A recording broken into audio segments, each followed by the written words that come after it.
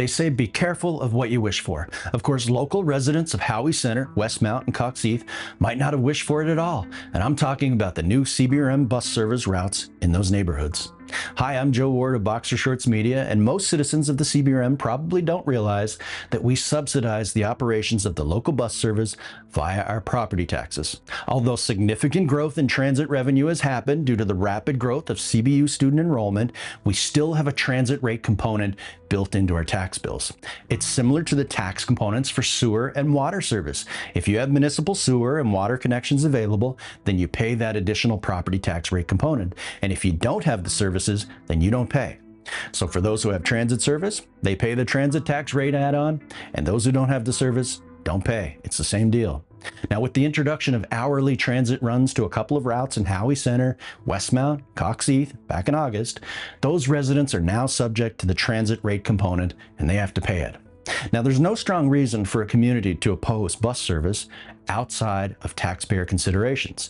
I'd be the first to remind that there are huge complexities in understanding the effects of any change to a local economy or a bigger economy. And we can be sure that adding bus service is a positive. But there's a but here. It's because the necessity is driven almost exclusively by Cape Breton University. While their excessive enrollment was the key accelerant on the local housing crisis, those economic effects I just mentioned are cascading in other places too. Listen, there are huge positives, but that doesn't mean we try to block out the sun with one hand and attempt to deny its existence. I've called previously for CBU to be subsidizing our bus service. If we're building it out to serve their students, then they should have some skin in the game. People in Howey Center can now take the bus, and that's a good thing. But every homeowner there, just as in Cox Heath and in Westmount, will now be paying hundreds of dollars more per year in added taxes with transit introduced.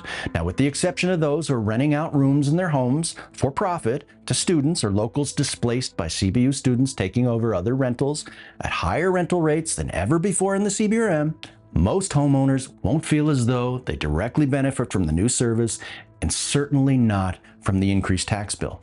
And we have to keep in mind that this comes on the back of Mayor McDougall's council increasing our tax rates back in June of this year.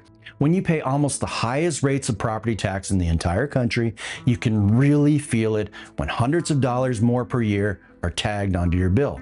All this while MLAs Brian Comer and John White express their confusion as to why mayor and council aren't in love with the New Deal that came with Bill 340 and saw our $15 million permanently taken back and our equalization transfer reduced. Are you still wondering what motivated the attack flyer that was stuck inside of our tax bills, Mr. Comer? At some point, the straw breaks the camel's back. Homeowners can't be universally elated that CBU is making record revenues, but that homeowners are stuck paying to subsidize the university students getting back and forth to their room rentals via the bus. More bus service coverage is a good thing, but draining the citizens' cup of every last drop and asking for more is not only financially painful, but also financially unstable for many. And at this point, the only recourse may be having the mayor ask her political friends at CBU to play nice and write an annual check to the CBRM to help us afford bus service delivery.